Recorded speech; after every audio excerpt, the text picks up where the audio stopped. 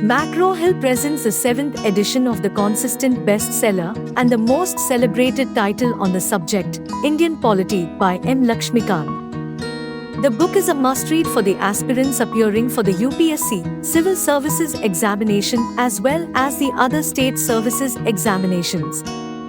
It is conceived to cater to the requirements of not just the students appearing for competitive examinations but also postgraduates, research scholars, academicians, and general readers who are interested in the country's political, civil, and constitutional issues. 92 chapters covering the entire political and constitution spectrum of India.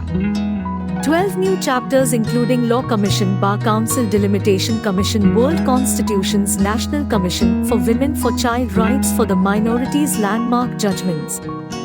Revised chapters as per the latest pattern and syllabus of UPSC CSE. Includes previous year's questions of preliminary and main exam. 8 relevant appendices.